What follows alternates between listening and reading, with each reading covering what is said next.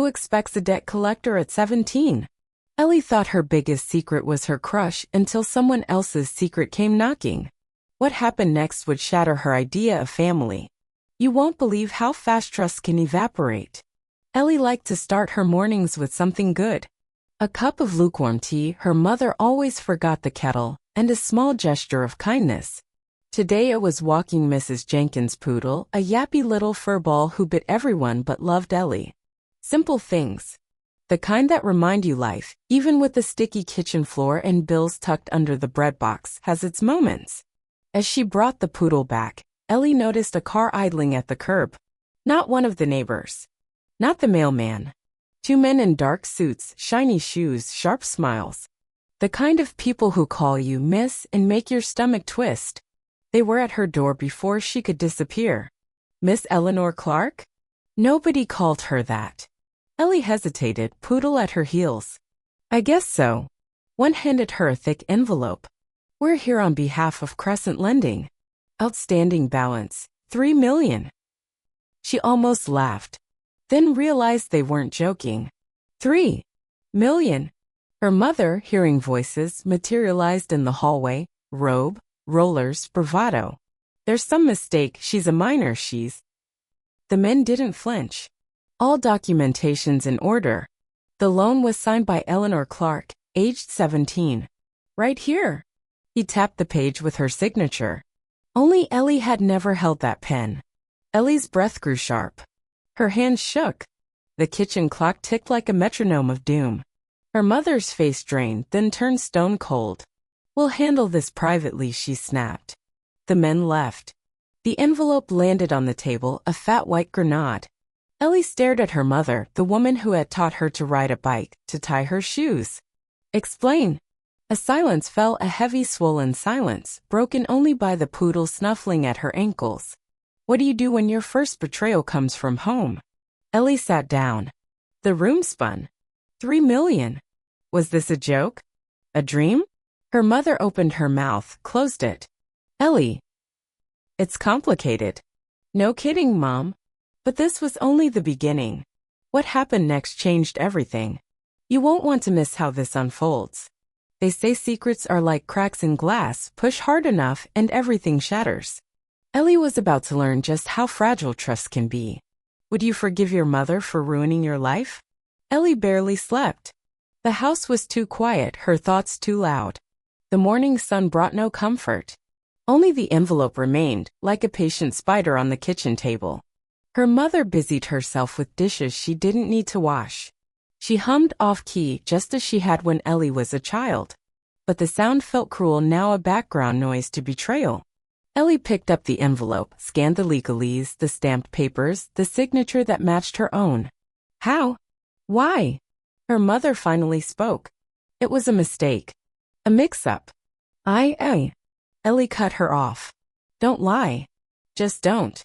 The words hung in the air, heavy as bricks. Her mother's mask slipped. I lost my job, Ellie. After your dad left, no savings, no help. They wouldn't give me a loan. They said you minors had clean records, no debt. I only meant. You used me. Her voice cracked. Your own daughter. She wanted to scream. To run. To laugh at the absurdity. Her mother, so afraid of asking for help, she'd sold her daughter's future instead. Her mother knelt, grabbed her hands. Ellie, please. I was desperate. I thought I could fix it before anyone noticed. I never meant. Never meant to get caught? A coldness crept in, familiar and new. The kind that comes when you realize safety was always an illusion. The phone rang. Another number. Ellie didn't answer. She wanted to erase her name, her face, her existence from every record. But that's not how life works. The next day brought more letters. Legal threats, red ink, polite threats, less polite threats. Ellie walked to school with her head down. Friends waved, but her stomach turned. Who else knew? How long had this been going on? Her teacher asked if she was okay. Just allergies, she muttered. If only. Home no longer felt safe. Her own mother, a stranger with her smile. This was only the beginning of the storm. This is the turning point. Everything you've been waiting for is right here. Stay to see how Ellie fights back. What would you do if your own parent turned your life into a crime scene? Ellie was about to make a choice no 17-year-old should ever face. Can love survive when trust is gone? Ellie's life split into before and after. Before, trust, ordinary worries, dreams of college. After, debt, lies, paranoia. The poodle even seemed to look at her with pity. Collectors called daily, always polite, always relentless. The bank threatened legal action.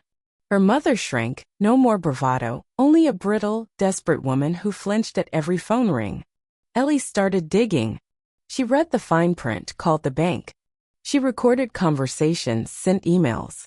She learned more about law in a week than most adults do in a lifetime. Her mother, meanwhile, slipped into a fog of shame. She baked cookies she didn't eat, wrote apology letters she never sent. "I'll find a way," she whispered, but Ellie heard the hopelessness. At school, rumors spread. Someone heard about the debt. Ellie became that girl. One classmate offered to help for a price. "Thanks, I'll pass," Ellie shot back. Sarcasm, the last refuge. Ellie met with a pro bono lawyer, a sharp woman with tired eyes. "This is bad," she said, "but you're a minor. If you fight." "But my mother forged my signature." The lawyer sighed. "That changes things. It's fraud. If you testify." Ellie stared at the desk. Turn in her own mother? Save herself or destroy her family? The choice gnawed at her. At night, she lay awake, listening to her mother cry in the next room. Sometimes forgiveness feels impossible. Both of them were at the edge. Don't go anywhere, the hardest part is just beginning. When family becomes the enemy, where do you draw the line? Ellie's next move could save her future or end her family forever. What would you do when every answer feels like a betrayal? Ellie spent days in limbo. Lawyers, collectors, teachers, whispers, everyone had advice, no one had answers. Her mother grew hollow, a ghost in the home she'd once ruled. One night, Ellie found her mother packing a suitcase. "Where are you going?" Her mother looked up, tears streaking her cheeks. "I can't ruin you, Ellie. I'm going to the police. I'll confess. You'll be free." Ellie's heart twisted. She wanted to scream, to grab her, to beg her not to go. "Why didn't you tell me before?" Her mother shook her head. "I was ashamed. I thought I could fix it, be the hero. Instead, I became the villain." Ellie felt the weight of every sleepless night, every whispered phone call. But she also remembered the good.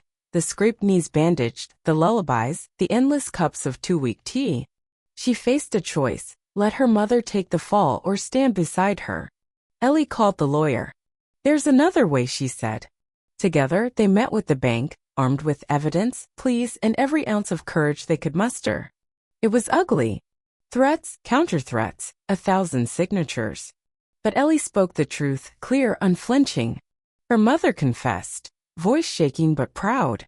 In the end, the bank agreed to drop the criminal case on condition the debt would be repaid over time, every cent, every month, every year. They left the office, exhausted but alive. Ellie looked at her mother. For the first time in months, she saw not a villain, but a person. Flawed. Afraid. But hers. Even after victory, fear doesn't disappear. The finale is still ahead. Can forgiveness grow in the shadow of betrayal? Ellie's family was shattered, but sometimes the cracks let the light in. What does it take to heal when trust has been broken? The months dragged on, each one marked by a payment and a painful conversation. Neighbors gossiped, friends drifted away, but Ellie stood firm. Not out of obligation, but something harder, compassion. Maybe even hope. Her mother worked 2 jobs. Ellie worked weekends. The debt felt endless, but they faced it together. Some nights they fought. Other nights they laughed, awkward and raw. They learned to live with broken pieces because throwing them away meant losing everything. Ellie found strength she never knew she had. Not in pretending everything was fine, but in admitting when it wasn't. She forgave her mother slowly, painfully, day by day. They would never be the same. But maybe that was the point. Trust, once broken, doesn't return. But something else can grow, a new kind of loyalty, built on honesty. Ellie poured herself a cup of weak tea. Her mother joined her at the table, hands scarred from work. eyes tired but clear. "Thank you," her mother whispered. Ellie smiled. "Next time, just ask. I'll say yes if it's legal." And for the first time in a long time, the house felt like home again. The story's over. But the real victory isn't about money, it's about the power of forgiveness. You think you know what family means until your name's been sold for cash. But when everyone turns away, who'll stay on your side? Don't look away. Ellie's next test is just beginning. After the deal with the bank, Ellie's life changed for good. No illusion of safety, not a spare penny, not a single moment of peace. Creditors now called gently, but their softness cut deeper. "Don't forget your payment, Miss Clark." You wouldn't want your mother crying again, would you?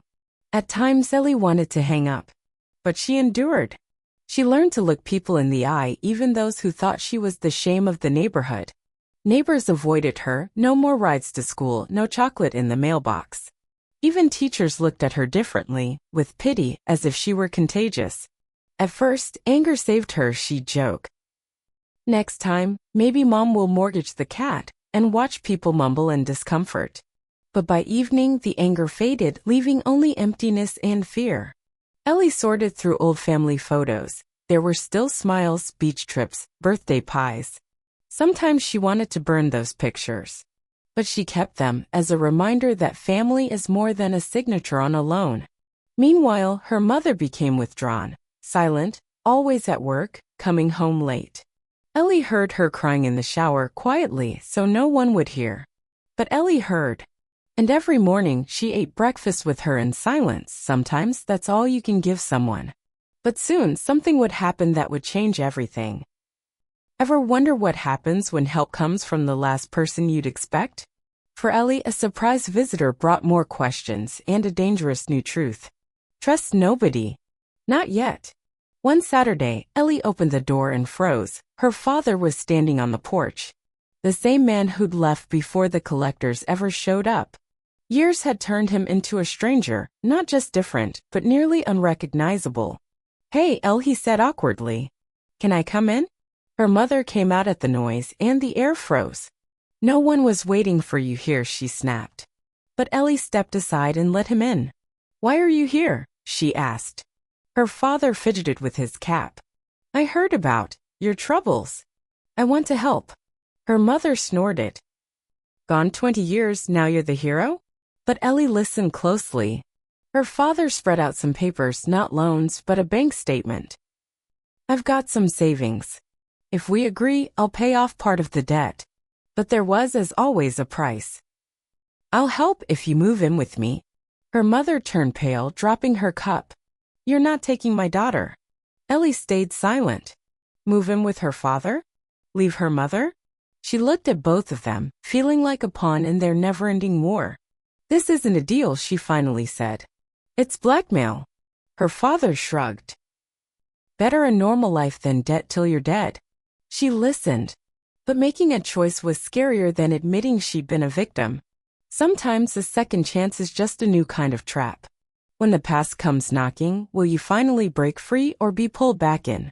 Ellie's choice will set her future or chain her to her family's failures. One wrong step and everything could be lost. Her father stayed the night, and the house was filled with the heavy silence of old wounds. Ellie didn't sleep, twisting a letter from college in her hands, her one shot at escape. In the morning, they all sat at the table. Her father repeated his offer. "Decide, Elle. You need to think about your future." Her mother said nothing, but her eyes begged, "Don't leave me." Inside Ellie, a storm raged. On one hand, she was tired of fear, poverty, endless struggle. On the other, if she left, she'd be abandoning her mother to fate. Then the phone rang. It was the college's support office. "You're still eligible for a grant if you submit proof of your family's finances." And Ellie realized her future didn't have to be someone else's sacrifice. She told her father firmly, "Thanks for the offer, but I'm choosing my own path." He left, slamming the door. Her mother sat silently, tears running down her cheeks. Ellie hugged her. "Mom, we'll get through this. Together." But the real trial was just beginning. Don't miss how Ellie changes the rules. Can one act of courage rewrite a family's story? Ellie's about to challenge the system and herself. Stay close, the moment of truth is almost here. Ellie gathered her documents, wrote a statement about the fraud, went to the bank and demanded to see the manager. He looked at her in disbelief. Most teens don't know the difference between a loan and an ice cream. But Ellie was determined. My signature was forged. I'm ready to testify, but I don't want my mom to go to jail. The bank agreed to open an internal investigation. It took weeks, calls, checks, handwriting experts. During all this, Ellie learned to face her problems, not hide, but meet them head-on. Classmates laughed behind her back, teachers asked. Are you sure you're okay? She answered. I already am. Meanwhile, her mother took a cleaning job at the same school Ellie attended. Rumors spread instantly. For the first time, Ellie realized shame isn't the worst enemy. It's worse to give up and become just another number in someone's file.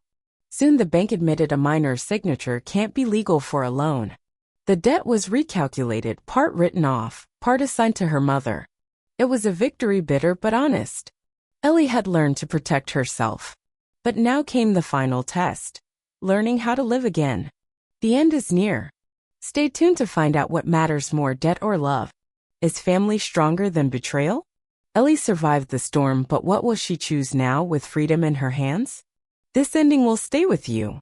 Almost a year later, Ellie started college thanks to a grant and her new reputation as the girl who beat the system.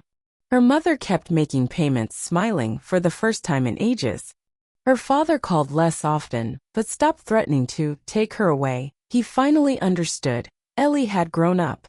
The house smelled of pies again, but now the shelves held not only family photos, but copies of bank letters as a reminder. No one is immune, no matter how careful they try to be.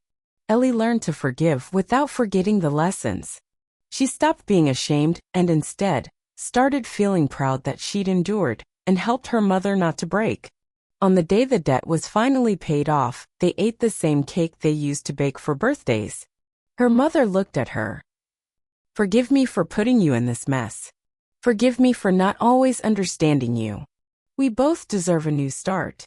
For the first time in a long time, their laughter was real. There were no more debts, only gratitude. Sometimes the most valuable thing isn't money, it's learning how to stay a family.